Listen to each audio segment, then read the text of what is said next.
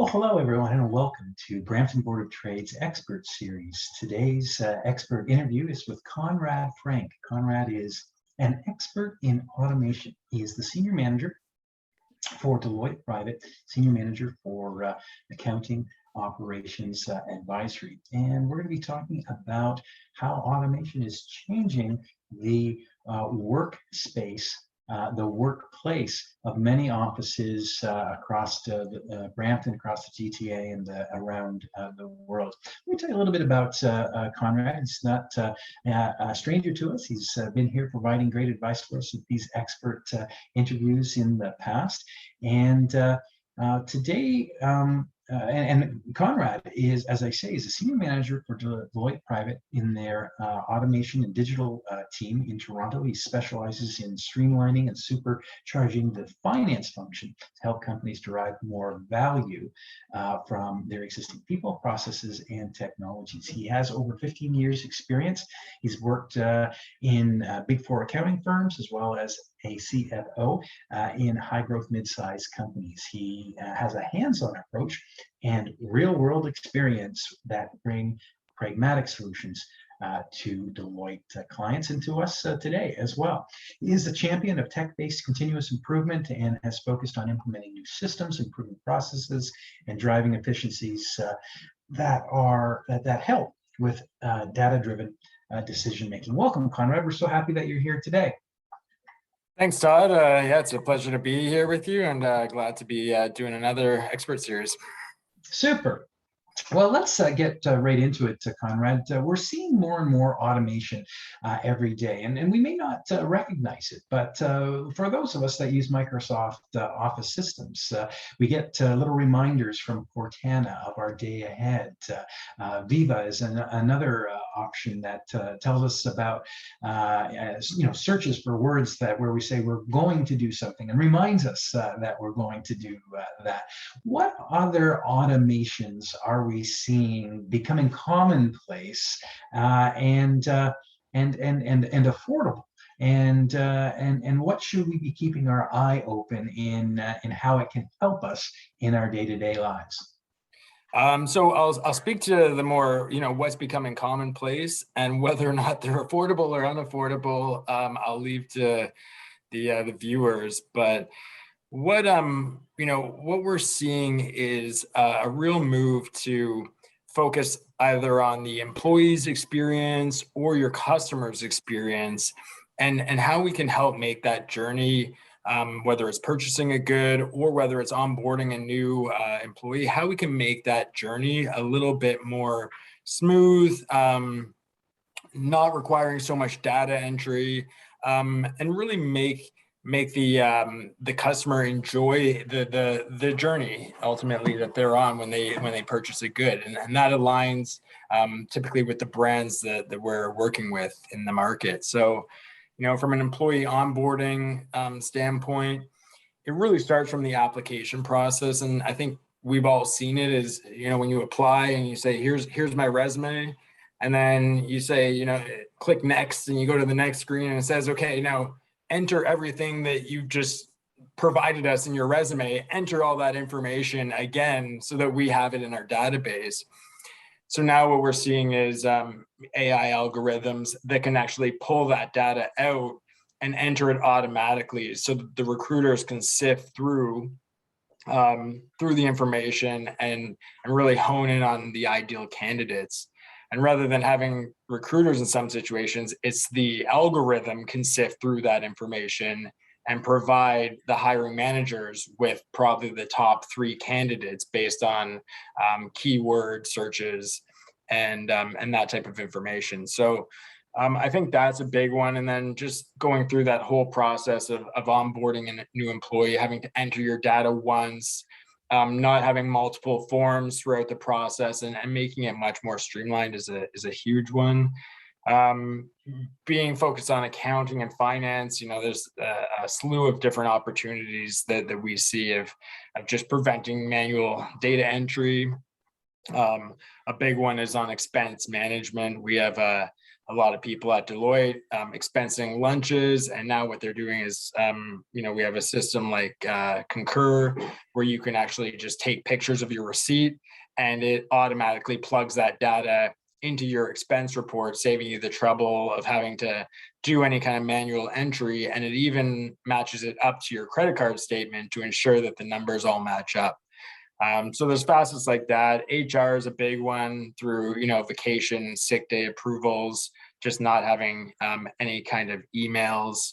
I think chatbots is another one that we see quite a bit of, is trying to mitigate that first process of getting into, when you're having an issue with a product, and it's trying to filter your issue through the appropriate channels to find the right customer service rep. Right. So that's the objective, really, is to reduce the amount of mundane work, to save time by adopting, and I guess you've been talking specifically now about AI, or artificial intelligence algorithms, that can make receipt reconciliation faster, using photo technology and matching.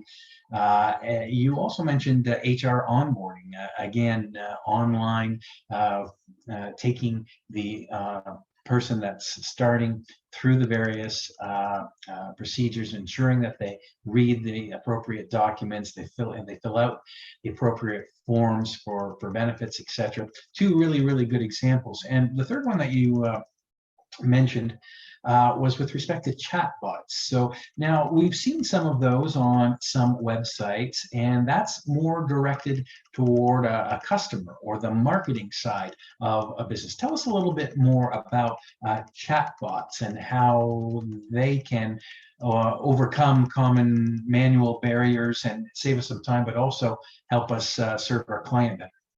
Yeah, for sure. So Ada, actually, based out of Toronto, Canadian company, and I think it's one of the top 5 fastest growing companies in Canada right now, is really leading the way on chatbots.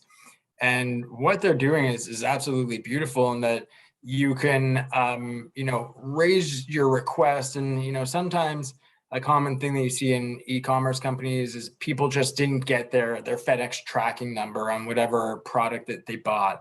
And it's probably buried in their email, but, rather than go that route, they might go directly to the website and try to, get an answer through that channel.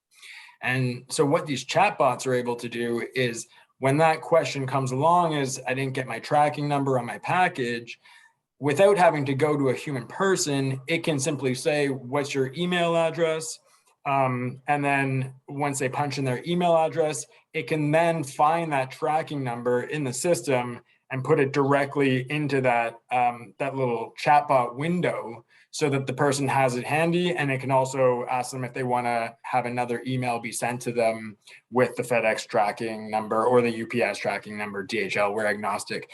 So whatever tracking number it is, it's saving the time of having an employee having to search for this information in the system, which ultimately is trying to put the employees in a kind of higher level situation, where maybe it's getting to a level 3 or a level 4 kind of situation that needs to be sorted out, rather than a level 1 kind of, what's the answer to this question? And so through a sophisticated logic tree, those questions are being routed accordingly, and then being filtered by the chatbot, which is amazing. Yeah, so I'm glad that you kind of explained it that way in terms of layers, because in the olden days we used to have an HR administrator. Well, that job may have gone by the wayside, and it was replaced in, I guess you'd call version 1, which was a FAQ, right? There would be an FAQ somewhere on the site. So chatbots are kind of the next evolution of FAQs, because not only do they simply present and accept, they search as well for what you're looking for, the appropriate documents, present them in a IRL, almost in real life way, to the customer that has the question at that time. So what was the name of that company? With ADA? Is it ADA? ADA, yeah.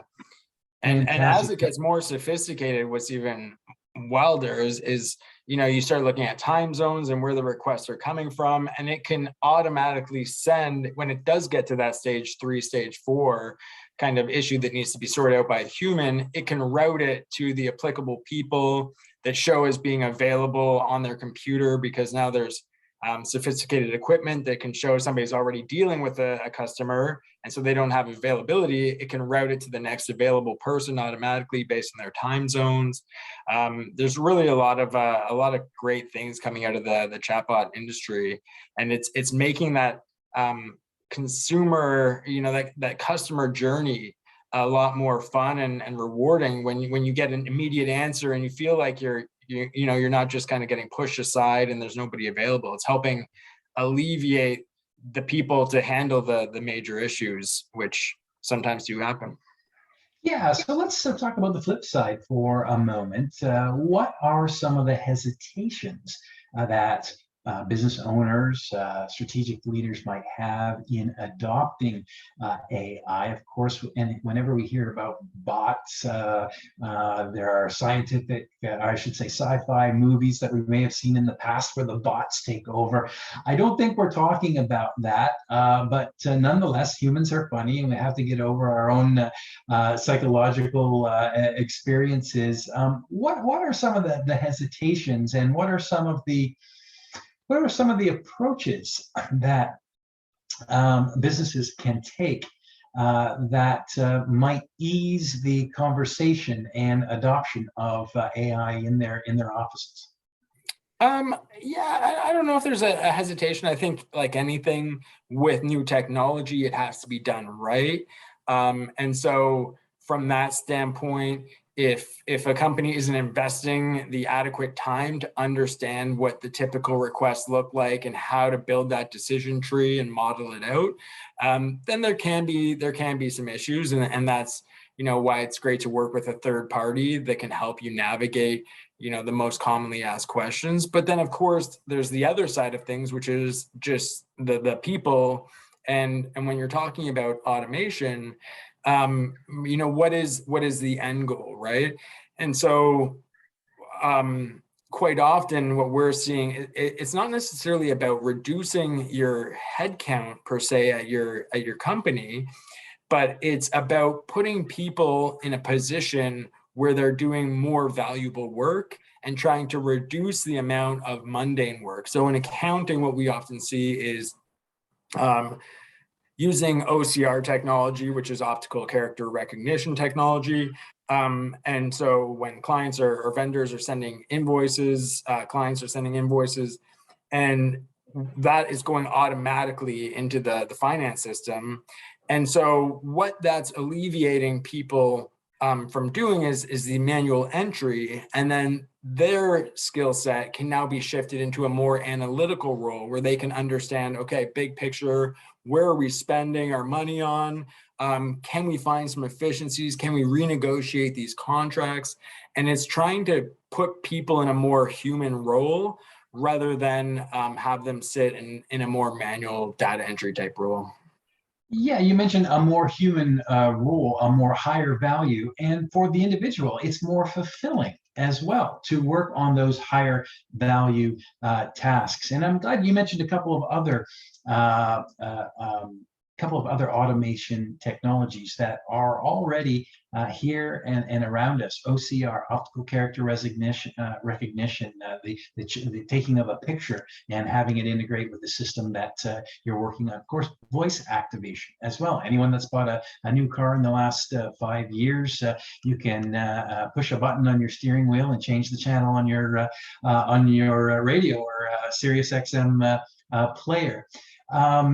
So these types of automation are becoming more and more frequent, and are finding more innovative applications in the workplace to as you say, bring higher value tasks, but also to bring a more fulfilling experience back in the workforce.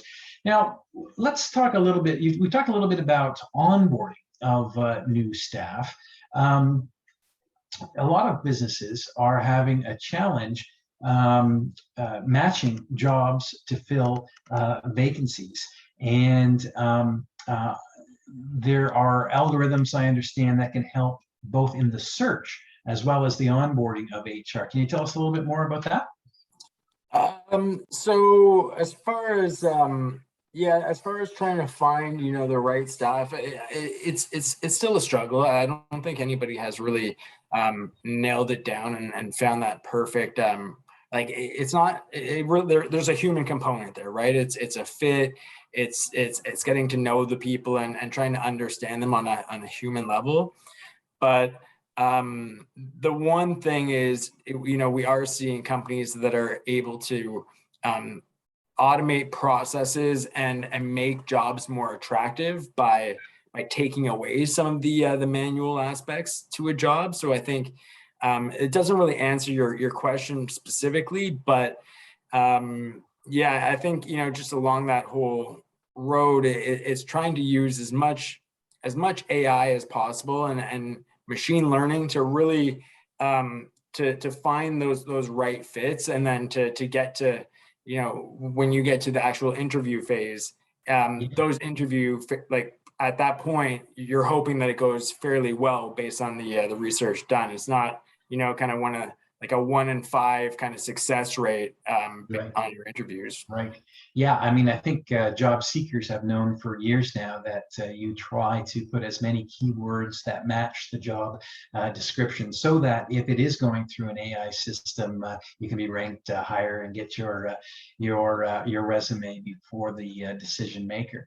And let's talk about competitive advantage for a minute. I mean, if you're a company that is struggling to find staff, you're competing to find staff. If you have a workplace where OCR and voice recognition and chatbot onboarding and chatbot communication through your website is part of the work atmosphere, is part of the tools that you have. Those companies that are adopting these various machine learning AI technologies must be at a competitive advantage for hiring and keeping staff as well. Yeah, I think anytime, I got to be honest, it depends on, you know, the maturity level of the business, where they are in their life cycle. But if you are targeting a younger demographic, if you're targeting the Gen Zs, you generally want to tend to a mobile friendly onboarding process that you know, isn't too clunky, is futuristic. You know, you can manage all your benefits on your phone. You can see your pay stubs, if you will, on your phone. You know, like the majority of what you can do on a computer can be done on your phone. And I think that's where we're seeing a major shift, is just a kind of mobile friendly world, and then that mobile friendly company that's making the process of, you know, it makes it more exciting when you join a company. But there, of course, you know, there's also more mature companies, and you know that isn't their focus. Their focus is on reducing manual entry due to errors and trying to figure out ways to automate that process. And that's also, you know, a major focus of companies that we see. Right. So in the accounting field, there, I imagine, are applications that can measure variances and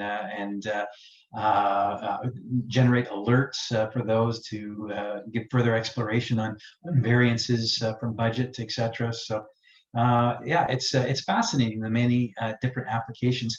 So for our viewers that are here now, of course, there's a big cross section here at the Brampton Board of Trade, small and large businesses, family, franchise, many different sectors: food and beverage, manufacturing, business services, personal services, retail, and tech. Where does one start? How would you recommend someone get started, and what are you finding any trends in where companies are prioritizing the adoption of automation? I think it always starts with the why. What is the goal that you know you're trying to solve, and what are you trying to do better? So if you're coming at it from a consumer focused side, then you know, looking at that consumer journey and mapping it out and figuring out, you know, where the pain points exist, to drive increased conversion or to just make the process a little bit smoother along the way. If it's on the employee side of things, then you might just want to focus on making their day-to-day life a little bit easier. But yeah, we are seeing really, small, large companies, all kinds of companies that are embracing this. On the large side is typically, there are some higher returns to be made because of just the size and the scale of the projects being done. But even on the small side, take, for example, a barbershop, right? A barbershop almost guaranteed 10 years ago didn't have any kind of automation to manage booking clients. So when you're getting your haircut, your barber is picking up the phone every 5 minutes, booking a schedule, like booking another cut, and then coming back. So your 20-minute cut might take 40, 45 minutes because he's on the phone half the time.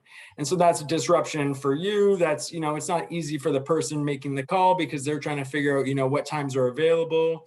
Just really an inconvenience. And now, you have a simple app and interface that aligns that whole process. So, the barber can cut your hair, you can engage in a good conversation with you.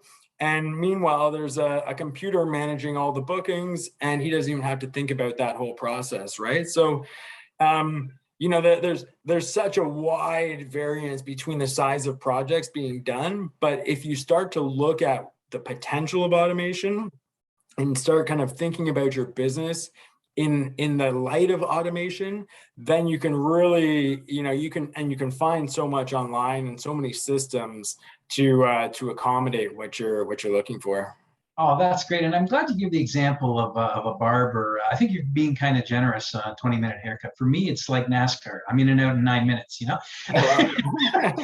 but I'm a little older than you, Conrad. But it's an excellent point. Anybody that's in the appointment-based personal service, be it massage, physiotherapy, barber, etc., not only does automation allow us for online appointment booking, but can also signal us when there's a cancellation and sub in the person that might be in the waiting list, etc. It's really quite fascinating. So this has been really, really helpful, Conrad. And I just want to just kind of wrap it up in a bow. If I'm interested, if I'm intrigued for online booking systems that are automated for using optical recognition, or adopting some voice recognition, or as we say, adopting a chatbot.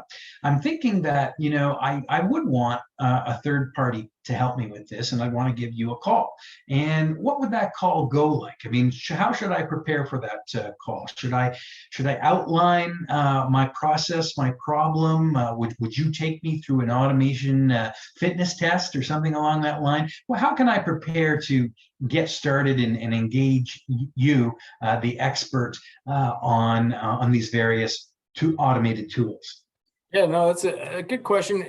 There's no preparation involved, and quite often, if you come prepared, the likely outcome is that it'll be much different than what you prepared for, and that's, we talk with many clients and we say, okay, this is kind of like the idea at the start of the conversation, and then it takes a wild shift, and we come up with something that just has much more potential by the end of the conversation.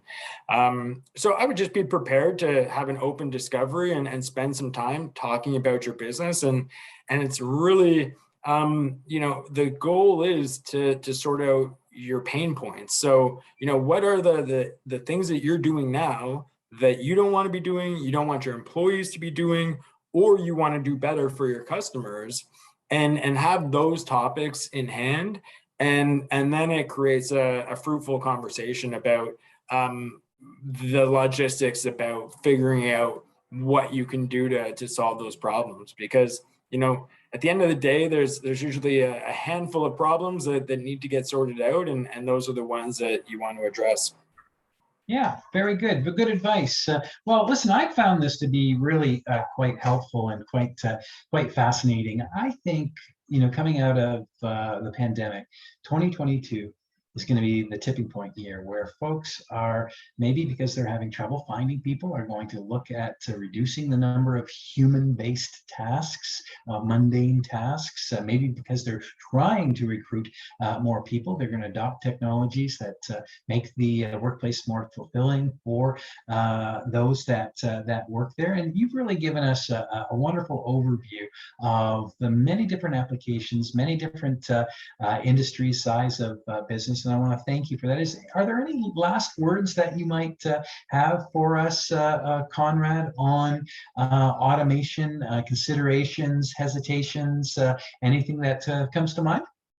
I just want to stress, don't underestimate the importance of automation with regards to competitive advantage, and whether that's customer focused or trying to find the best talent. It should be, to your point, the wave is moving fast, and I would just say be on the forefront of it, and you'll reap the rewards for sure. Fantastic. Good advice, Conrad. We've been talking to Conrad Frank, the Senior Manager for Accounting Operations Advisory at Deloitte Private, and the lead on automation and technology digital team at Deloitte. Thank you so much for your insights today. This expert series is brought to you by the generosity of our sponsors, CN Rail, Toronto Pearson Airport, Deloitte, and Goodison Insurance. So thank you to our sponsors for allowing us a really time-efficient and high-value conversation with Conrad today.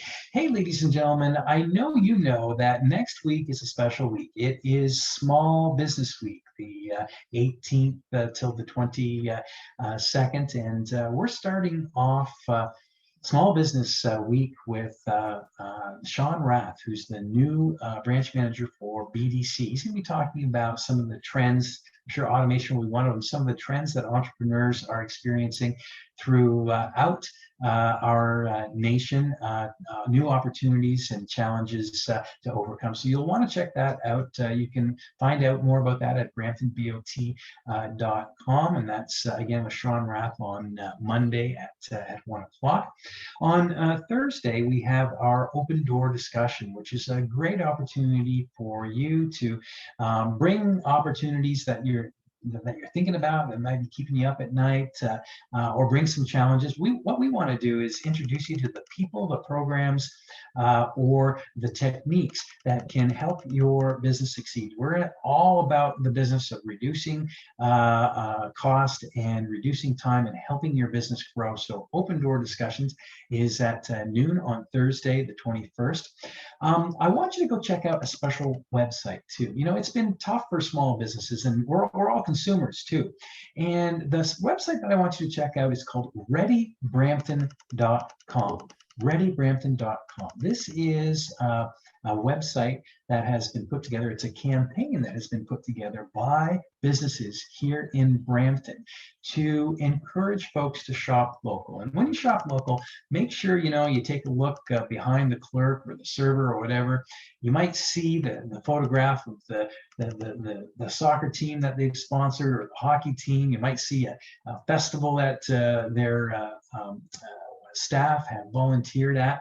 Say thank you. Take the moment to notice those things. Say thank you to the small business owner, or your waiter, your waitress, etc. And I am going to ask you to do one more thing. Take a picture. Can you take a picture of the product, the service, the servers, the owner, the storefront? Take a picture and post it on Instagram with the hashtag ReadyBrampton, because Brampton businesses are ready to welcome you back, ready to welcome back their servers, their staff, and ready to help you dine and shop and play and work.